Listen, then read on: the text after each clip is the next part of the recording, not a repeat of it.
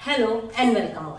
आज की क्लास में हम लोग एम्प्लॉयमेंट के ग्रोथ, इनफॉर्मलाइजेशन और अदर इशू में देखेंगे type of employment. Without wasting our precious time, let's start the class.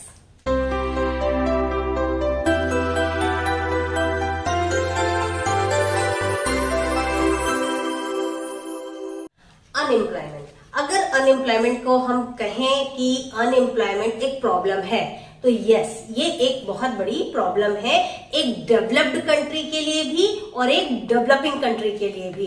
और आज की डेट में इंडिया को बहुत सारे इकोनॉमिस्ट डेवलपिंग कंट्री की जगह डेवलप कंट्री में देखते हैं।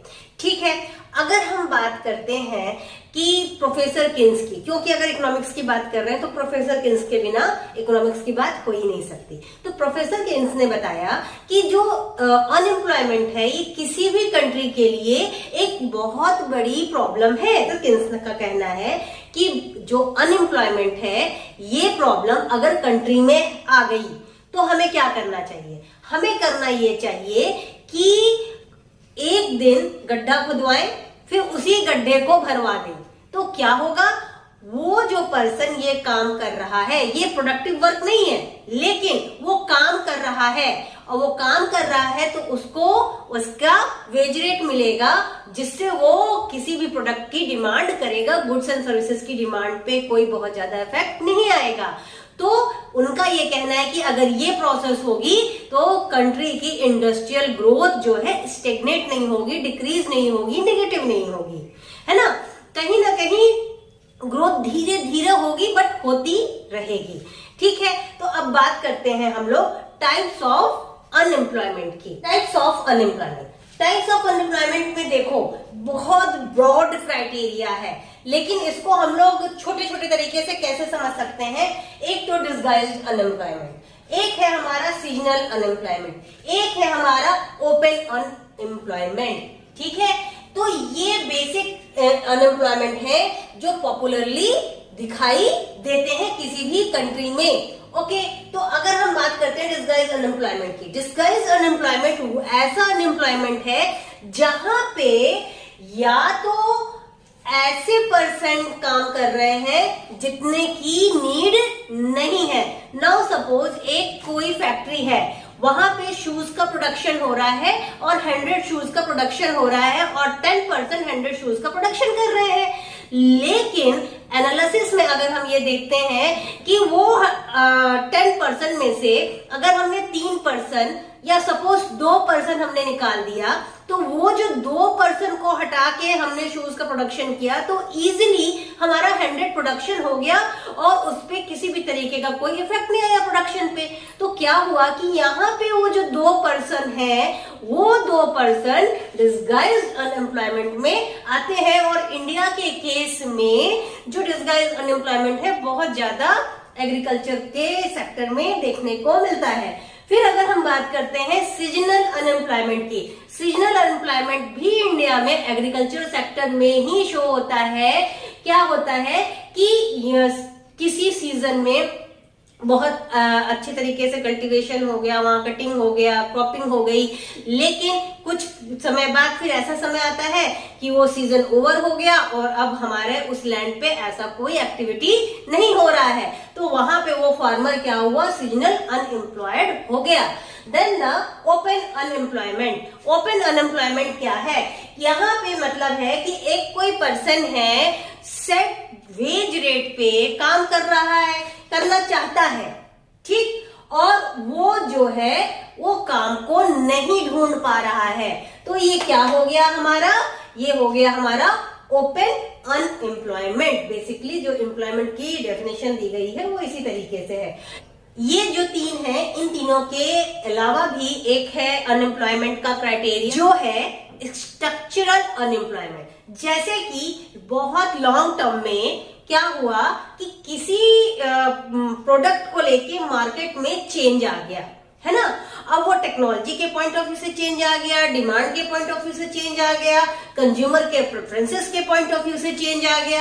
हाँ, एक हम लोग छोटा सा एग्जांपल ले सकते हैं स्ट्रक्चरल अनएम्प्लॉयमेंट के लिए कि जैसे अभी देखो स्कूटर, इंडिया में अब स्कूटर की डिमांड ही नहीं है, स्कूटर का प्रोडक्शन ही नहीं होता है ना। उसकी जगह क्या हो गया कि हम ये देख सकते हैं, एनालिसिस जो हो रही है उसमें ये समझ सकते हैं बाइक की या फिर कार की या फिर स्कूटीज वगैरह की जो ऑटो स्टार्टेड है, इन सब व्हीकल्स की क्या है कि डिमांड ज्यादा हो रही है, प्रोडक्शन ज्यादा हो रहा है। अब स्कूटर जिस तरीके से बनता था, वो जो वर्कर वहां काम करता था, वहां का मेकिंग प्रोडक्शन प्रोसेस और बाइक या फिर कह दें कार का प्रोडक्शन प्रोसेस डिफरेंट है। तो अब जो स्कूटर को बनाता था वर्कर, वो उस समय के लिए क्या हुआ, अनएम्प्लॉयड हो गया। हाँ, डेफिनेटली कार बाइक के जो प्रोडक्शन प्रोसेस के इंगेज्ड पर्सन है, उनकी एम्प्लॉयमेंट जनरेशन ज्यादा हुई।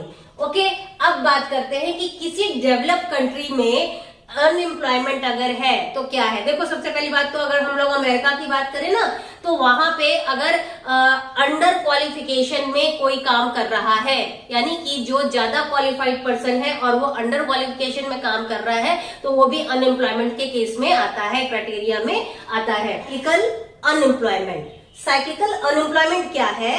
इकोनॉमिक्स में हम लोग ने ये देखा है कि जो इकोनॉमिक साइकिल होती है ना, तो वहां पे क्या हुआ, जब कभी भी जो इकोनॉमिक कंडीशन है कंट्री की वो बहुत ही प्रॉस्परस है, तो वहां पे क्या है, प्रोडक्शन ज्यादा हो रहा है, डिमांड ज्यादा हो रहा है ना, गुड्स एंड सर्विसेज के लिए एक्सचेंजेस हो रहे हैं, तो क्या हुआ कि वहां पे एम्प्लॉयमेंट जनरेशन भी ज्यादा हो रहा है। लेकिन हमारे यहाँ क्या हुआ कि मंदी आ गई। अब जब मंदी आ गई तो क्या हुआ कि डिमांड कम हो गया। डिमांड कम हो रहा है, इसका मतलब कहीं ना कहीं अनएम्प्लॉयमेंट का जनरेशन हो रहा है। तो इकोनॉमिक साइकिल भी कहीं ना कहीं रिस्पॉन्सिबल है, किसी भी कंट्री का इकोनॉमिक साइकिल एक अनएम्प्लॉयमेंट को जनरेट करने के लिए। Frictional unemployment. फ्रिक्शनल अनएम्प्लॉयमेंट क्या है? फ्रिक्शनल अनएम्प्लॉयमेंट का मतलब, जैसे कि अगर कोई मिस्टर ए है, वो कोई XYZ कंपनी में जॉब कर रहा था और उसने उस जॉब को छोड़ दिया, ठीक, और अब वो कोई भी PQR कंपनी में जॉब ट्राई करने के लिए गया या जॉब मिल गई। लेकिन जो वो XYZ कंपनी में जिस दिन काम छोड़ा और जब उसको PQR कंपनी में कोई काम मिला, उस दिन के बीच का जो गैप है, उस समय उसके पास जॉब नहीं था, वो जॉबलेस था।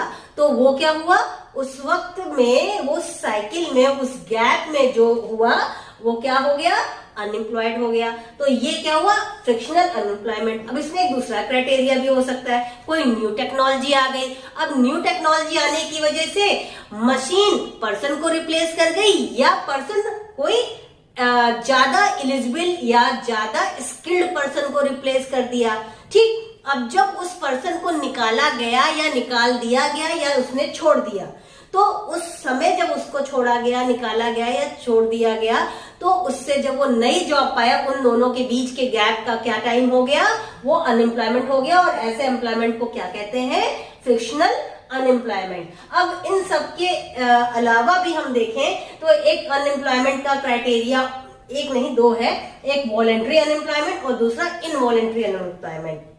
वॉलेंट्री अनएम्प्लॉयमेंट को बहुत कुछ कहो तो ओपन अनएम्प्लॉयमेंट की तरह ही है कि पर्सन एक सेट वेज रेट पे काम को सर्च कर रहा है, काम करना चाहता है, बट उसको काम नहीं मिल रहा है और वो एलिजिबल भी है। बात समझ में आई?